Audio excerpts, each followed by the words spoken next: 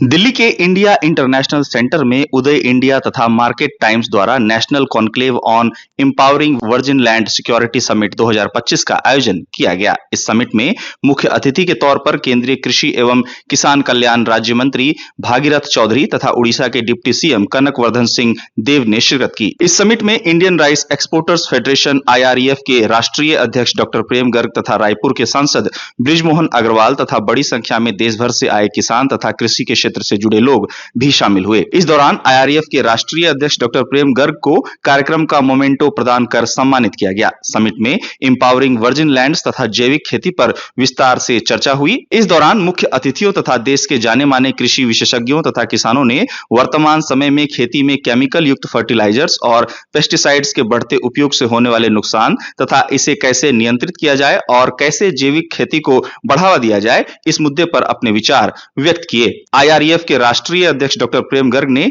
कार्यक्रम को संबोधित करते हुए इस समिट के आयोजकों को इस महत्वपूर्ण आयोजन के लिए धन्यवाद दिया। इस दौरान डॉक्टर प्रेम गर्ग ने IREF द्वारा 30 और 31 अक्टूबर 2025 को नई दिल्ली स्थित भारत मंडपम में आयोजित होने वाले दुनिया के सबसे बड़े rice conference Bharat international rice conference BRIC 2025 की जानकारी दी।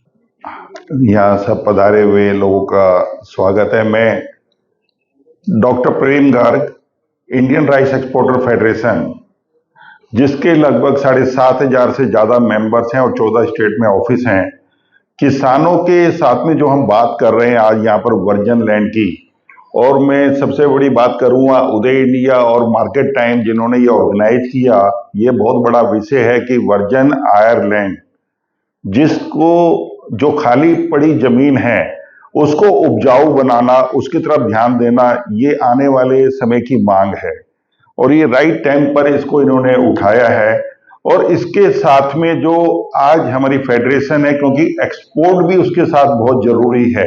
जैसा हम राइस की बात करें, जैसे सभी लोगों को शायद पता होगा कि हम निरंतर एग्रीकल्चर के अंदर, खेती के अंदर बढ़ोतरी कर रहे हैं। हमारा 2023 का जो प्रोडक्शन था 135 मिलियन टन था राइस के अंदर, और 2024 के अंदर हमारा जो प्रोडक्शन हुआ 147 मिलियन टन का हुआ। और जो अगले आने वाले साल का प्रोडक्शन हम एक्सपेक्ट कर रहे हैं, जो सोइंग के आंकड़े आ रहे हैं, 160 मिलियन टन का होगा।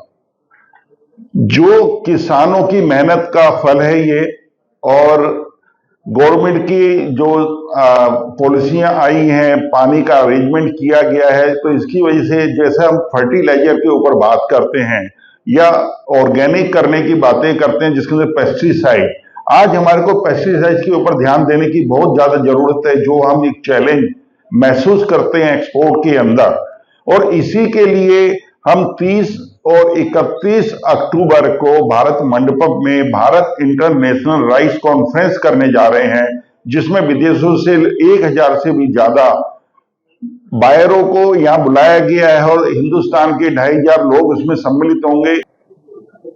हमारा उद्देश्य एक फेडरेशन का यही है कि जो किसान उगाए उसको अच्छे से अच्छा दाम कैसे मिले, और उसको हम एक्सपोर्ट करेंगे एक पैरेलल अपने भारत की जरूरत को पूरा करने के बाद, और जितना हमारे को सरप्लस हो उसको हम एक्सपोर्ट करें।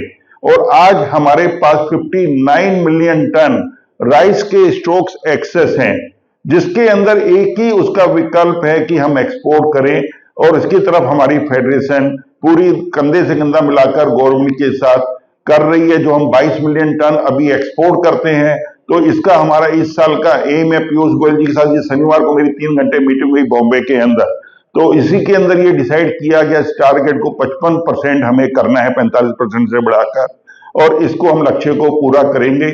और इसके अंदर छत्तीसगढ़ के हमारे माननीय बैठे हैं, अभी आए हैं मेंबर ऑफ पार्लियामेंट, तो छत्तीसगढ़ एक धान का कटोरा है, तो वहां पर इस तरीके के जैसा वो पैदावार ज्यादा कर रहे हैं, हर स्टेट के अंदर हम राइस ही नहीं दालों को भी उगाएं, और जिससे कि हम 100% कृषि प्रधान देश बन सकें, इंपोर्ट के ऊपर हमारी डिपेंडेंसी कम हो। और इसी के साथ मैं आप सभी का धन्यवाद करना चाहूंगा। जय हिंद।